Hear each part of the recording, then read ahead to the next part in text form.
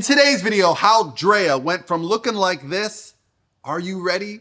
To looking like this in 90 days during the Pro Physique 90-day transformation challenge. And guys, you can sign up right now for our next one, which starts in July. We're going to talk about her diet. We're going to talk about her training. We're going to talk about if she did or did not need steroids to achieve this look. And we're starting right now.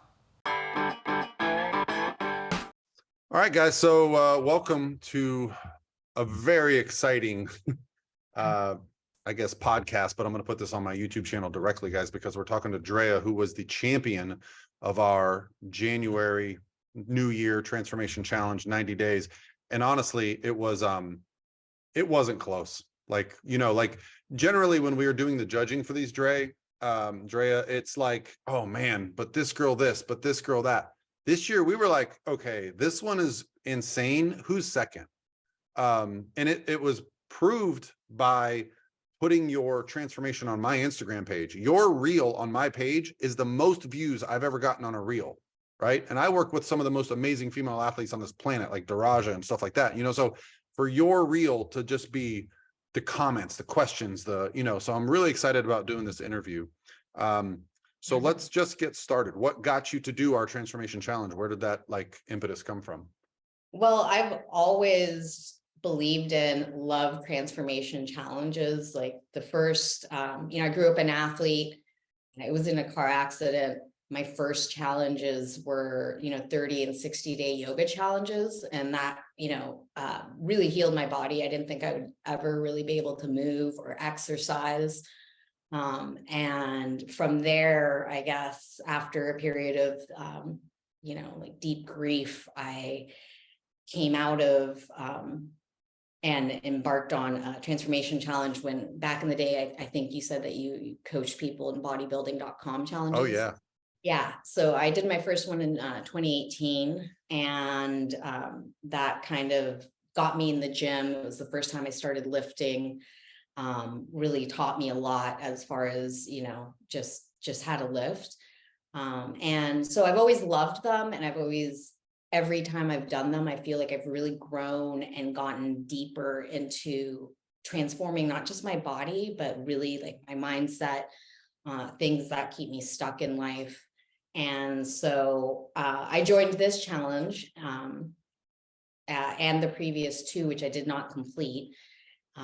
Because, I think that they're a great way to really focus in and, have that accountability and, just get further, not just physically, but mentally. So, yeah. So you mentioned a few things there. So it's a little shocking to me that you've only been resistance training for 5 years. You said you were an athlete. What sports did you play? Well, I grew up swimming. So I grew Okay. up swimming pretty competitively. I have a condition called Ehlers-Danlos syndrome. A lot of people aren't aware of it. It's basic. My type, there's many different types. Some affect vascular tissue. My type is hypermobility. So when I was about 8, 10, my shoulders started to dislocate. And so I switched strokes. I was a butterflyer. I became a backstroker, got burnt out on that sport and fell in love with water polo. So I played on the boys JV team and the girls varsity team. And, I really loved that sport, just like the whole team dynamic.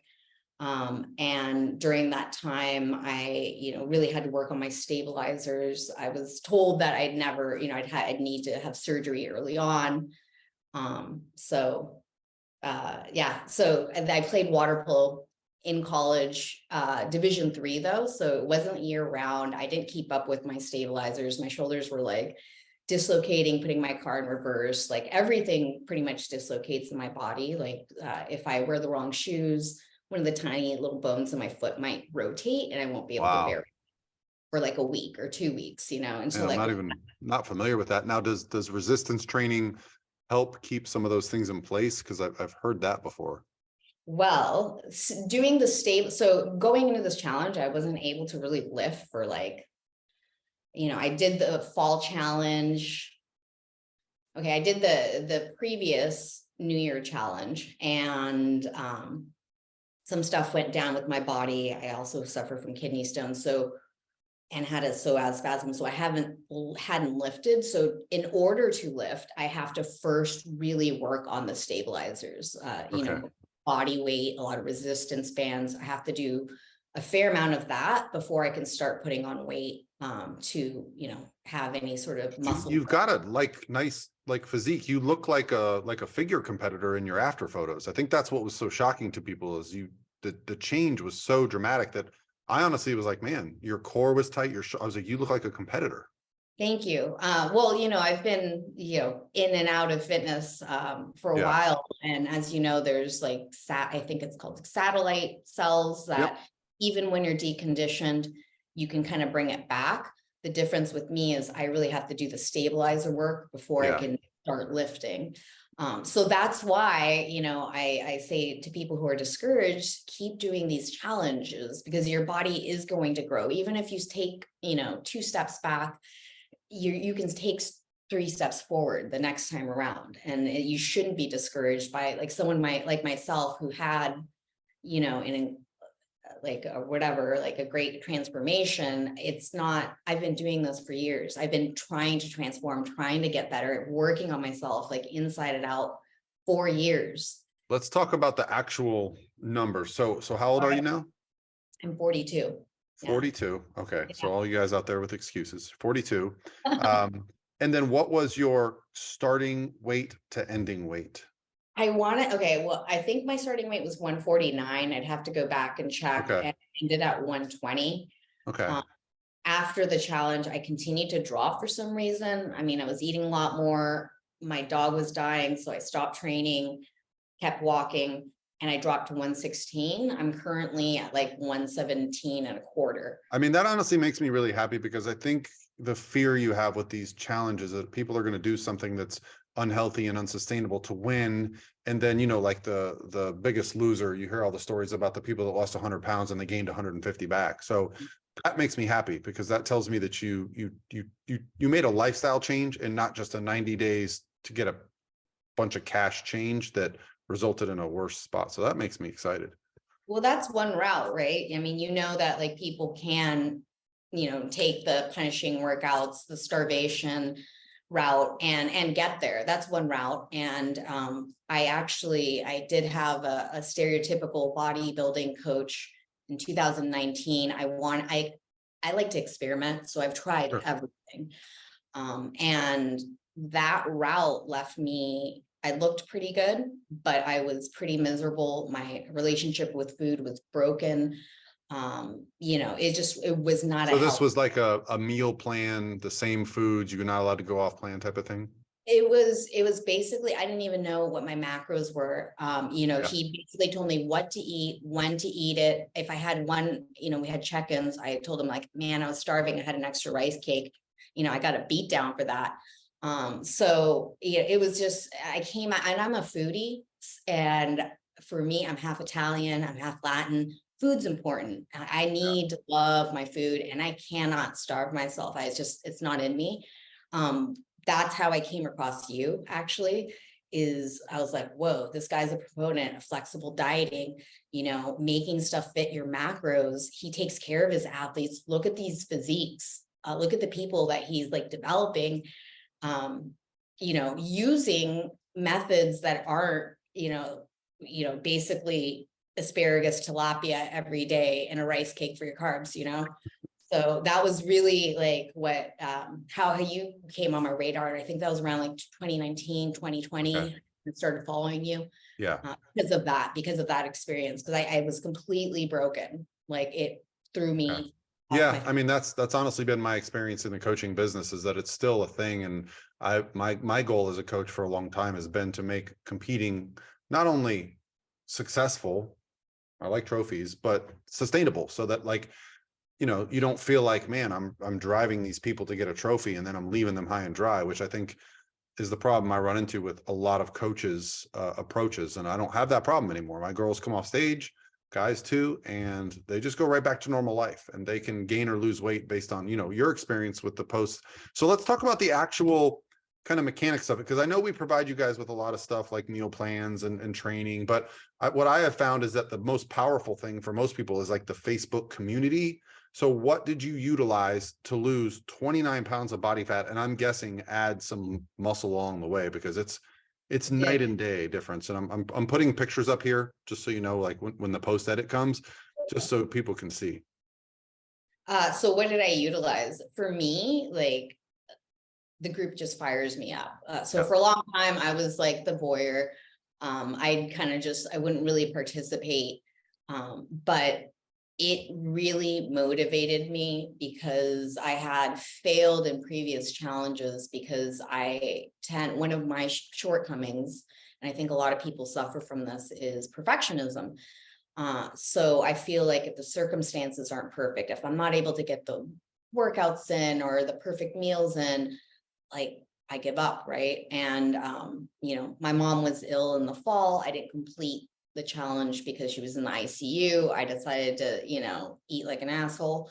And that continued until this challenge. And so when this challenge started, I was seeing people like just different people in the group, Tina Marie, Jennifer Shears Butler. Her mom was in the hospital. This lady, she was taking care of her like ill daughter. There's people suffering from seizures and injury, and they kept going. And so that really kind of gave me the inspiration to do what I can. And I started with that mindset, knowing that, really looking back at why I had failed. It was an inability to show grace. It was an inability to, be okay with being imperfect. Just like letting go of that control and just doing what I can. So I went in there saying, I'm just going to do what I can, and it's not going to be perfect. And if I only just eat well that day, that's okay. And that's the kind of mindset I went in. So I really utilized that. Also the coaching calls that you guys had, like answering questions, I think that that's like top-notch information.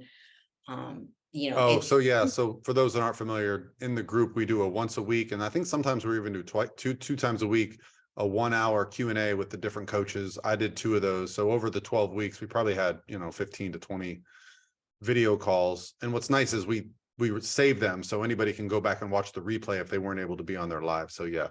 And those are invaluable. Like any weird, obscure, random, or even basic question that you have about fitness, you can have answered by an expert. So, I mean, there's so many. And we also try to do that in the group. So we have the coaches they're indicated who the coaches are for Pro Physique. And we try not to have people that are in the challenge providing too much, coaching type stuff. We have to monitor that a little bit because we don't want them to do something wrong. But yeah, like it's also valuable for our coaches, right? So a lot of these coaches are coming from backgrounds where they're really educated, but they don't have a lot of one-on-one interactions. So, and if they don't have kids, and if they're not sick, and if they've never been hurt, and if they've never been overweight, sometimes it's hard for them why didn't you hit your macros? They don't even understand life. So it's really good to speak to real people that are, having issues like yourself. I mean, Christ, you're going through like 3 different challenges, and most people just looked at this before and after and said, well, she probably just has great genetics and she was on steroids. And they want to discount the fact that this was your 3rd try, you're 42 years old, and you just did the work for 90 straight days, 12 weeks. That's a long time. Yeah, this is my 3rd try with Pro Physique. I mean, I've been doing this for a while. Like, there was a time I could not walk.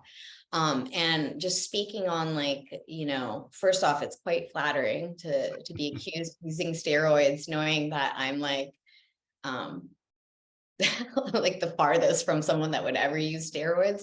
But it's very sad to me because what I really want to transmit is that anybody can do this. Anybody can do this, given the time, given the dedication. Like when you make a mistake, those are all learning points. Next time around, you can learn from that.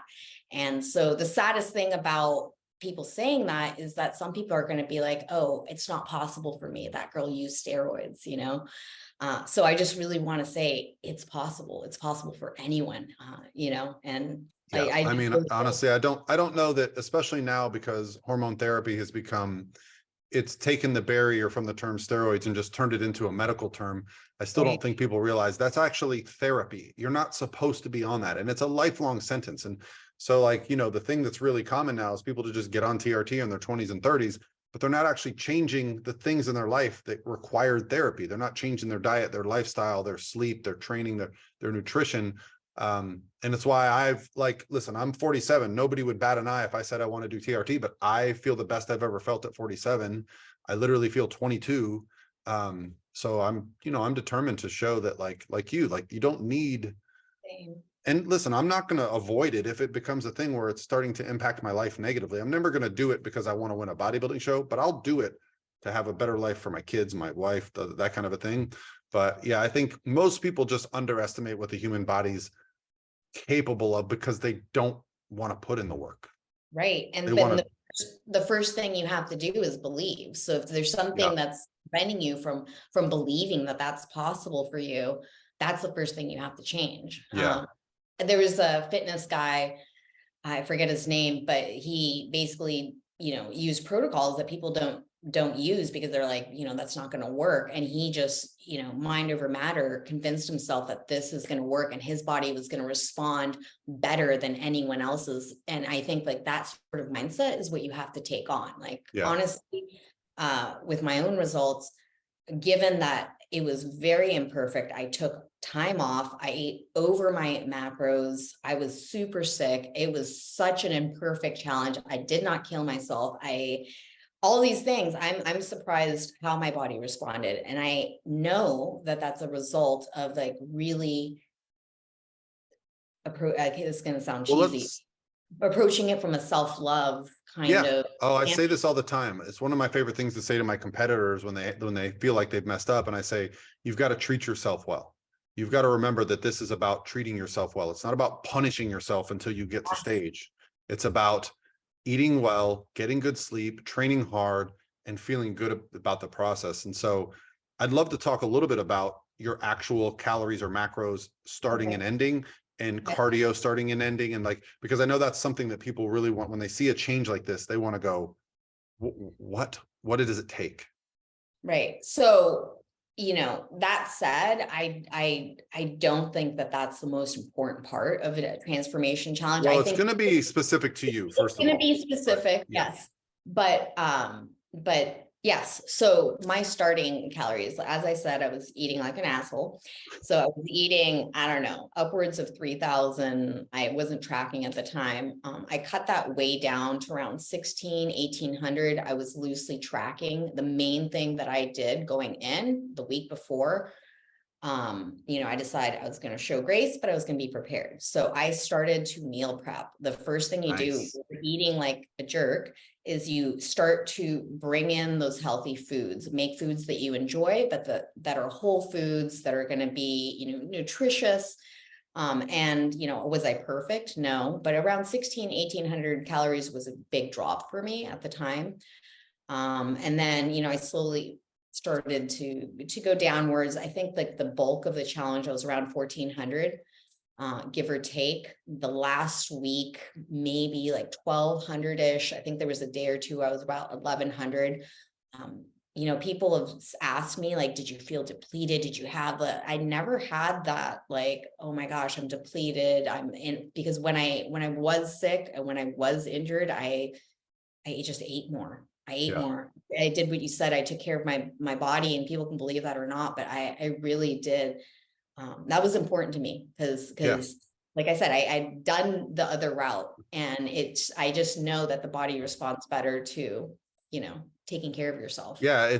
I think, in all my years of dieting, every time I've dieted, it's gotten easier, mostly because I don't put the stress on myself. I don't set a timeline like this. I have to be perfect because I have to put on these posing trunks on this date. Instead, I go, man, I'm kind of tired today. My kids really want to play with me. Okay, today's no cardio and a refeed day, right?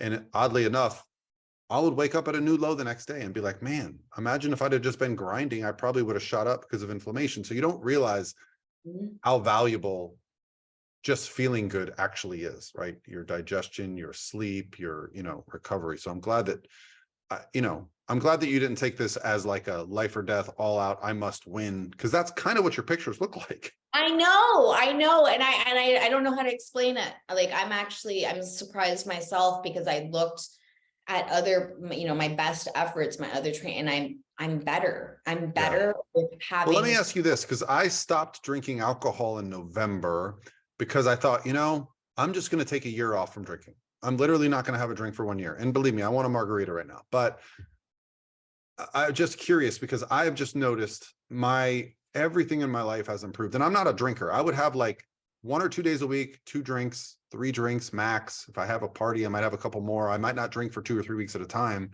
But just pulling that out has really made me think, man, did you say for this 90 days I might not drink?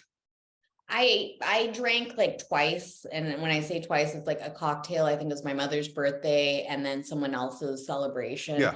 But I Okay. was never really a big drinker, except for periods of my life where I was dealing with grief, where I was like, I haven't had Sure. like 3 desserts and a couple cocktails like every day.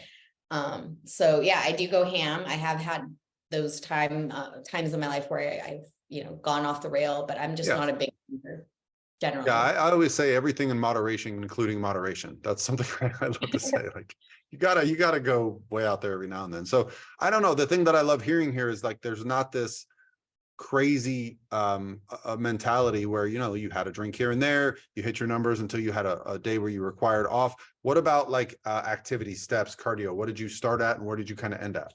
Okay, so steps, my part of my step thing was really a walking meditation. So the whole stress thing, I think like you were saying, just keeping your stress levels low, like the body doesn't distinguish between mental and physical stress.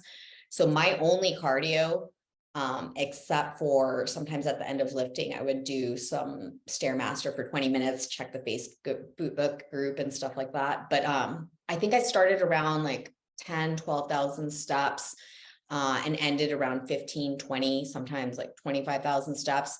It didn't feel like work. It was not taxing. I wasn't, hauling ass. I was briskly walking. I was spending that time with my dog through him in a backpack, and just really kind of like enjoying being outdoors. I assume it wasn't a Great Dane. No. No, it wasn't a Great Dane. No, he was a Boston Terrier. Okay. Yeah. But yeah, that would have So been. just all walking outside. You don't even use a treadmill very much, huh? Never use the treadmill. I just can't. So as much as I could. And then on sometimes that walk was like 10, 11 o'clock at night too. So Oh, wow. Okay. I didn't always have the time, but like I like to first thing in the morning get my head right by doing that fasted cardio. Mm-hmm. Kind of set the pace for the obstacles that would come up during the day, the stuff that would maybe throw a wrench in my fitness goals. I would always be it helped me to kind of troubleshoot and think, okay, what can I do? Like, okay, this happened. What can I do instead of being like, and stressing out about it, really pivoting and doing what I could. And that's like basically how I, purchased the whole challenge. That's how I got through. A lot of people don't finish these challenges. It's 12 weeks, stuff happens. So unless you're able to say, okay, I need to, pull back the reins. You can't just give up. So the last female winner, I interviewed her. She also had entered multiple times our challenge before she won. So yeah, I think there's definitely, I think when people hear 90 days, they're like, oh, I could do that. And you don't realize 12 weeks. I always say like the breaking point for most people is like week 3 or week 4, where they've been at it for a couple of weeks. And then they're just like, oh my gosh, I got to do this for another 6, 8 weeks. And they don't realize 12 weeks drags out. So I do think it takes a couple times to get your mindset wrapped around completing the transformation. Well, it's not just like the time, dedicating to your fitness. It's like life is going to happen. Something will happen in those weeks. A spouse will be sick. You might lose your job.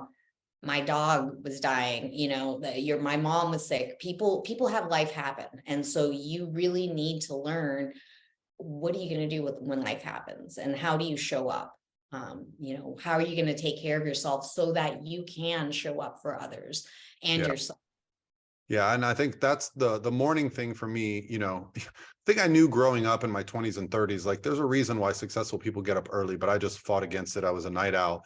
after having kids and realizing I still wanted to look like a halfway decent human being, now I get up at 5, and by the time my kids get up at 7, I've done a lot of my day, cardio, meal prep, some work, so that like you said, you feel like you've already done so much. I'm not going to screw it up the rest of the day by going off my plan. And if something throws me off, I've already done my cardio. Like, I have no excuse to not get it done because it's done before the day gets going. And I'll be honest, if I can't get up and go for a walk in the morning, I don't feel the same. Right. So I think, between that, you getting up early, and the meal prep, because, there's, I love the research of like fat loss, and the number one trait of successful dieters is that they plan their meals ahead. They don't wait till they're hungry, think I don't have anything at home, I'll just drive through Wendy's just one day, and then that adds up. And no, right now, if I'm hungry, I can go downstairs and grab a protein source, a carb source, and back to work, and I don't have to think about eating junk. So I'm assuming a lot of the things you did going into this challenge, you've just continued. Yeah, absolutely. I've continued. I guess I'm just eating more. Yeah. And I'm eating a lot more, and I'm not really tracking. I'm loosely tracking. Now that's a bit dangerous, I'd say, for the person who hasn't spent a lot of time tracking. But for me, I get to have a good idea that I'm hitting my protein at least. My big concern is losing, the muscle that I've like worked for. But right now I'm eating around 2,000 to 2,300 calories. I'm walking once a day and lifting 4 days a week, but that volume is like way down, and I'm maintaining, and I'm pretty happy where I'm at. So yeah, I've pretty much continued like what I've done during the challenge, just not as, I'm not trying to lose fat anymore, really. So I mean, the people around you had to notice a big difference. I mean, so have you gotten any comments from people in the gym, family, friends? Yeah. No, I get a lot of people. Yesterday, somebody asked me, what are you training for? And I was like, mental health. And he's like, no, come on, really? Like, what are you? Like, are you a triathlete? Like, and I was just like, no, really, like, I'm like, I do this for me. And he's like, well, your mental health has to be, like pretty good. And yeah, I've gotten comments. I haven't always been great at receiving compliments, but it's something that, again, I'm like working on, is just being okay. Receiving. So have you set any more right now? Is this just a maintenance kind of phase for you, both physically and mentally, or do you have like aspirations or anything going beyond the challenge now that it's over? I absolutely have aspirations going beyond the challenge. One, I want to do a sport. I love like a team mentality. I know there's like a outrigger canoe team in my town, thinking about joining that. Always been interested in Jiu Jitsu, because I feel like I'm a really, I feel like that's going to be a dangerous one for you with your disorder, because joints are often stressed. I know, but see, being a contortionist, imagine the holds I could get out of. And I've got the strength, and I've worked the crap out of my stay. So I don't know. I could be very, very good at jiu-jitsu, but it's always interested me. Yeah. So anyways, I'm looking for a new sport. People have asked if I'm interested in competing. Honestly, for me, just like my anxiety, I never say never, but I don't think like I would. The time that I did compete, I didn't do well. I didn't want to be on stage, and it showed. It really showed, and like stage presence is a lot. So to do that, I've said that to I had a client compete at one show, and she walked off stage, and I said, you should not do this sport. Like, you were great for the prep, but you are miserable on show day. And it's not for everybody. It's you've got 1,000 strangers staring at you. Yeah, you have to enjoy that. You have to want to show off your body, and that just really like isn't me. And that's okay. And if I were to do it again, it would be like I'm stepping outside of my comfort zone, and like really, trying to do something that isn't myself. I think if you had someone local to you, like a couple people that were going to do it together, that'd make it fun for you, where it wasn't about you getting on stage for a trophy, but it was more about a group. I think, that's hard to find though. There's usually, most gyms have a competitor or two. It's not like there's a bunch of competitors in one gym. So yeah, I'll be curious. And a coach that aligns with like my, like for me, taking care of me. Anytime you want to compete, you let me know. I am hired. I will love to coach you. So you just let me know. Oh my God. But Paul, here's the thing. Like I'm showing some ab veins, but I got fat underneath my booty. I don't know if I'll ever be able to get that glute ham tie-in, like ever. Well, you never know until you try, but I'm pretty good at what I do. So no, no pressure or stress there. But yeah, I just think just seeing your structure and your transformation, you would have no problems, especially, you've gotten leaner since you've basically maintained. So this is, I think, something that I talk about with a lot of my competitors that are going to prep is like, everybody has like a natural kind of homeostasis. Some people are a little more lean or muscular, even if they haven't had a lifestyle to lead to that. So I think you're just getting back to your natural homeostasis. Like this is your body's happy place, right? So yeah, it'd be very interesting. So if you get sick of canoe races, you let me know. Oh my gosh, like you would be like, if anyone, like I said, like you're what made me like take note of like these elite physiques that got there without, the typical bodybuilding. Yeah. Yeah. mentality. So Well, I I'm don't know. glad you stuck it out because I think a lot of people are going to benefit from this interview. Let's talk a little bit about because I made a post about you and I wasn't even aware. Do you do social media? Because with your I don't. I like, Okay. again, I have social anxiety. I had been doing it for like a year ago, but I really, apart from your group, I don't go on Facebook at all. Would you be willing to be in the Facebook group for the new challenge that starts? Absolutely. Okay, so I'm definitely going to be. I mean, I love these people. Like yeah. these are people. I Yeah. love this community. Well, I mean, obviously, you won it, so you're not eligible to win it again. But if you want to join it and just go through the challenge with everybody again, you're more than welcome at no cost for sure. Oh, I'm happy. I mean, the value I get from it, like you could pay, you could ask me to pay $300 and I would do it, $500 and I do it. I mean, not eligible to win. It's just, it's really invaluable. That makes me feel good because honestly, that's what inspired me was the bodybuilder.com challenge all those years ago. And when that one went away, I was like, man, I felt like there's a void, and a lot of the, I don't want to knock them, but some of the other challenges are so based around, you've got to use this supplement or buy this clothing. And it's more of a marketing thing. Whereas ours is purely, I just have so many people reach out to me and they're like, I want to make progress. And to me, when you don't have a deadline, 90 days, bodybuilding show, photo shoot, wedding, vacation, you don't have a deadline, you just very rarely are you actually going to get it done. You've got to have that urgency, like you said, where you're like, okay, I'm going to prep my meals. I'm going to go for a walk at 11. These are things that on a normal day, you're like, no, I'm just going to sit home, have some ice cream and watch Netflix tonight. I'll walk tomorrow. But when you know that date is coming, when you know the people in that group want to see your pictures, when you know that somebody else is working, it just adds to that momentum. And that's when really great things happen. So, yeah. Absolutely. Yeah. Well, thank you so much for coming on, Drea. I'm going to have this edited up with a bunch of cool information in here, all your pictures, your before and afters. And I'd share your social media information, but you don't have any. So just keep kicking ass and that'll make us proud. Yeah. Thank you so much, Paul. Like I look forward to like continuing being part of your community because it's really the best out there. Well, that makes me really happy to hear. Thank you so much.